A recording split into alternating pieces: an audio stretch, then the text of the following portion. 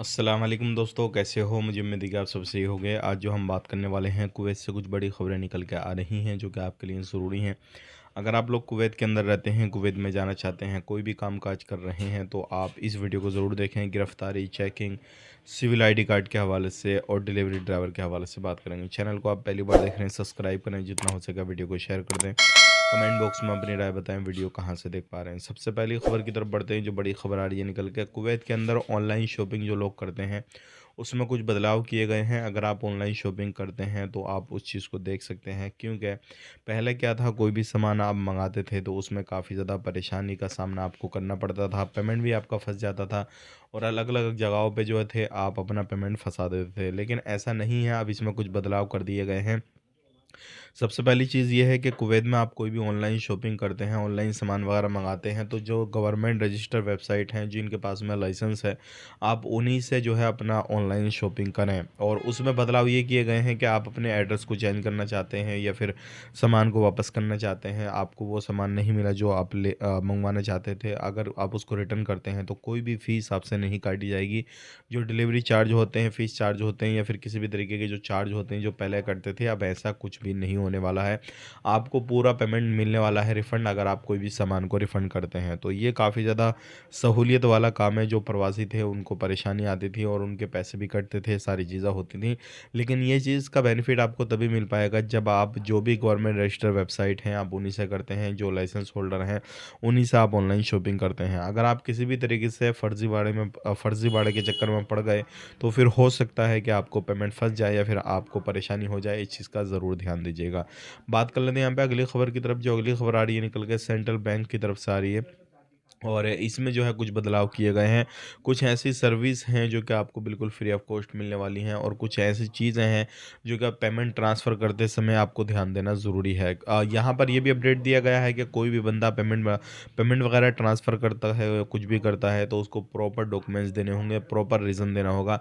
अगर ऐसा कुछ भी नहीं करेगा तो फिर उसका अकाउंट जो है वो बंद कर दिया जाएगा या फिर उसका ट्रांसफ़र रोक दिया जाएगा। तो अगर आपका पेमेंट जो भी है किसी भी तरीके से ट्रांसफ़र करना चाहते हैं, तो आप इस चीज़ का ज़रूर ध्यान दें और ये सेंट्रल बैंक ऑफ कुवैत की तरफ से बताया गया है। बात कर लेते हैं यहाँ पे इल्लीगल लोगों के हवाले से। कुछ ऐसे लोग हैं जो क्या कुवैत के अंदर गैर कानूनी तरीके से आ गए थे, अब उनको पकड़ा गया है, अब इनको डिपोर्ट किया जाएगा। ध्यान रखिएगा, जो लोग बिना कागज़ों के आते हैं, अपने कफ़िल के या कंपनी के पास से भागते हैं, तो फिर उनको हमेशा के लिए ब्लैक लिस्ट किया जाता है और वो वापस कभी भी कुवैत के अंदर एंट्री नहीं कर पाते हैं। तो इस चीज़ का ध्यान दीजिएगा। आप लोग भी अगर ऐसा कुछ करते हैं किसी भी तरीके से, तो फिर आपको वहाँ पे डिपोर्ट कर दिया जाएगा और कभी भी आप कुवैत के अंदर वापस नहीं आ पाएँगे। इस चीज़ का ध्यान रखिएगा। लेकिन एक ऑप्शन है आपके पास में, अगर आप गैर कानूनी तरीके से गए तो कोई ऑप्शन नहीं है।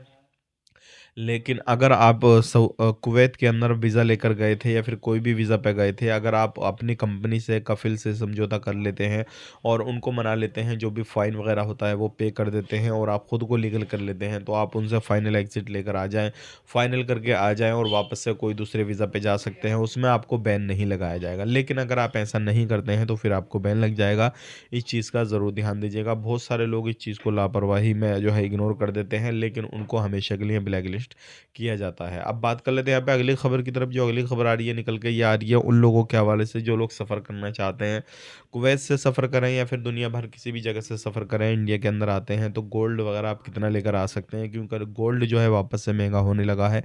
तो उसमें बहुत सारे लोगों के सवाल हैं। तो मैं आपको बताना चाहूँगा, इंडिया में जब आप आएँगे तो कुवैत का नहीं देखा जाएगा, आपको इंडिया का देखा जाएगा, क्योंकि इंडिया एयरपोर्ट पे आपकी चेकिंग होगी।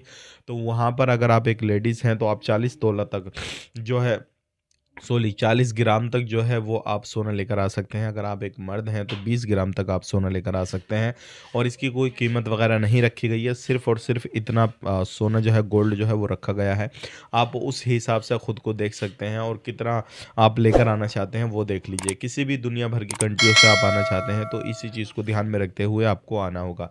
वीडियो देखने के लिए बहुत-बहुत शुक्रिया। चैनल को सब्सक्राइब करें। आज के लिए इतना ही। चैनल को सब्सक्राइब ज़रूर करें। आप अपना ख्याल रखें, अपनी फैमिली और ख्याल रखें। Take care, bye bye.